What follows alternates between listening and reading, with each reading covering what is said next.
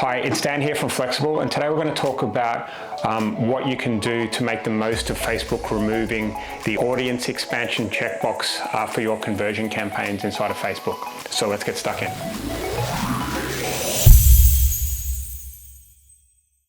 Before I get started on the pros and cons and how to deal with it, what is detailed targeting expansion inside your conversion campaigns? So a lot of you have probably seen that little checkbox back in the day where you were able to tick this if you wanted Facebook to go find lots of other people that have got a chance of converting, as opposed to sticking very narrow with your interest targeting. Okay, so a good example of this and some repercussions about why this may not be the best thing is that if you used to target, say, business admins in the UK and went broad the whole of the UK, and you didn't check that checkbox, you would have 2 million people to advertise to.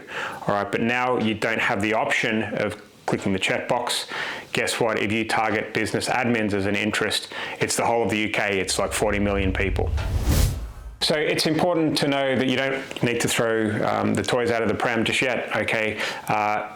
The only time you don't have this option for this expansion box anymore is on conversion campaigns. So if you're doing reach or targeting for clicks or video views or whatever that conversion, that objective is inside the ad platform, you're not going to lose the ability there. It's just on the conversion campaigns. The reason why Facebook has done this, lo and behold, is because there's a pile of people, business owners, lead gens, entrepreneurs, advertisers as a whole, piling all of their money and their ads, their kind of advertising budget into Facebook, right? It's just exploded as a platform, right?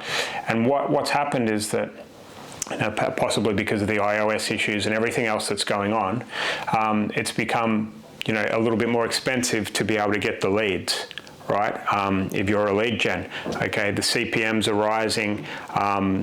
It's just becoming a more expensive platform for when you've got a conversion objective, right? So Facebook has probably looked at the data and looked at the stats, and used all of their clever artificial intelligence and realized that there's a better chance of you getting cheaper leads and more leads if you're automatically not checking that checkbox. Okay, so that's why they've removed that checkbox, because they think if they just let it all be expanded, the audience is bigger and you can get more leads and it's going to be cheaper for the advertiser, and that's the reason why they've done it. Okay, so why is this a problem for media buyers and lead gens? Well, the first thing is, if you are new to lead gen and you're entering a new vertical, or you're an experienced lead gen and you're entering a new vertical, you just have the option to be able to kind of be very granular with your targeting. So you could go after a lookalike audience and then 5 or 6 interests that might relate to your customer avatar, about where they're hanging out and what they're doing. And you're able to kind of switch on a campaign and figure out the best kind of audience for your ads.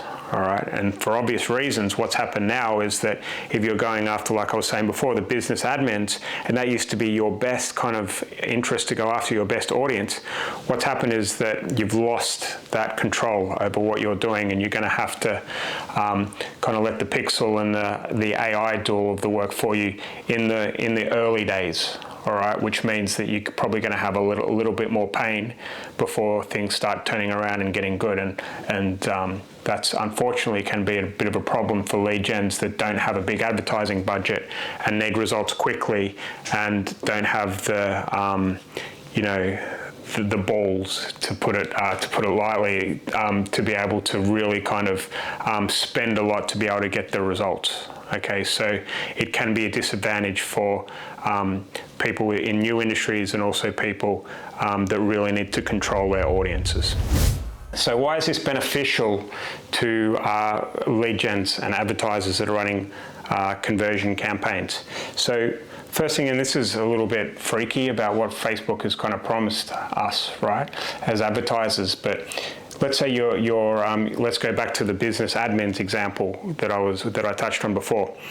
you can launch the campaign, and you've got your interest group as business admins, and when you check in inside your interface, you've got 40 million people that you're targeting. Okay, what they've said that they'll do, and I don't know how they prove this, is that they'll only go after the 2 million people that were originally there to begin with. Okay, and if things aren't going well, and you not get your ads aren't performing and things aren't doing great, they'll check that checkbox behind the scenes invisibly, and suddenly you'll be advertising to 40 million people, which means you'll have a better chance of getting more leads at a cheaper price, blah, blah, blah, okay?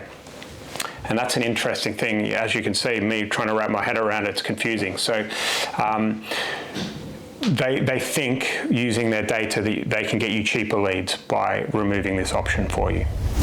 At this stage, it's important to clarify as well that it only affects the interest targeting. All right, it doesn't affect things like age bracket and gender or location. So if you're advertising from 18 to 24, then they're not going to start showing ads to 36-year-olds, for example. Likewise, if you're only targeting males, they're not going to expand it to females all of a sudden, which is obviously good news. And same goes for location. Okay, they're not going to expand that audience either. And the other thing that's cool, well, it's not cool, but it's clear that it's a good thing, is that if you're excluding interests or audiences from where you're wanting to show your ads, they're not going to mess around with that either. It's going to be an accurate number that they'll exclude. Okay, so like anything in the advertising world, you'll see a change like this, and this is a fairly major minor change. Let's not get overexcited here, but what you'll see is that the advertising community will just kind of throw their hands up in the air, and it's all doom and gloom and everything's going wrong, right? The first thing is that don't throw the toys out of the pram, okay? This is not something that's going to affect you too much. In fact, the reason Facebook's doing it is because they think that they're going to get you cheaper leads and more leads. And judging by how clever those guys are over at Facebook, I suspect that that's probably going to be the result over time, okay? So, don't try and do stupid things like go and create a new campaign that's going after a reach audience, or trying to get as many clicks as you can. Facebook's going to give you what you want, and if you try and set up a reach campaign to get leads, guess what? You're not going to get leads, but you're going to show your ads to a lot of people. Okay, so just use your common sense with this type of stuff. Okay, the other thing you can do, because the age brackets is not going to change. Okay, they're not going to expand or decrease your age bracket targeting.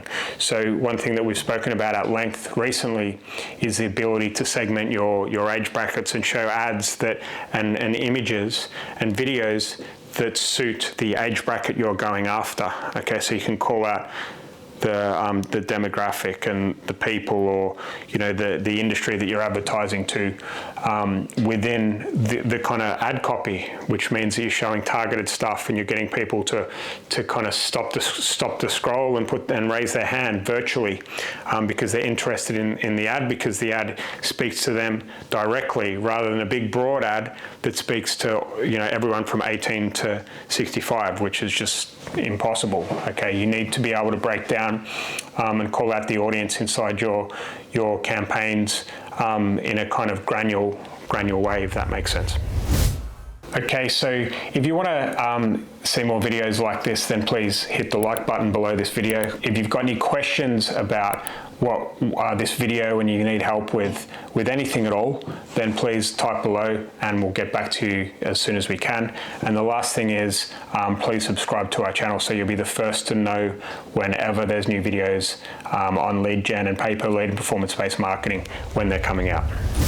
And the other thing before I go is we've got a game plan on how one of my students went from 10 retainer clients to be able to replace that entire income with one performance-based lead gen brand, and how he blew up his agency, had more time, less stress, and was just going after leads in one niche. And I'll show you how he did it and what that looks like. And that's pinned in the comments.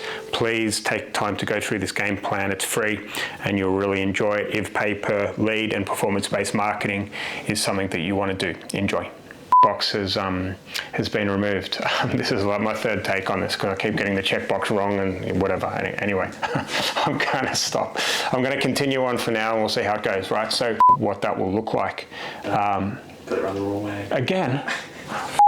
It goes from 2 million to 40 million. Oh man, 2 million to 40 million. Okay, all right. But I was going good there, wasn't I? It was good. And they'll go in and check that box. Uncheck that box. Check that box. They're going to check that box, which will mean that you'll go from 40 million down to 2 million people. Okay? No. Or in the background. All right. Well, you explained that to me wrong from the start. You did. Get it right. You're wasting all this time. God. All right. Okay.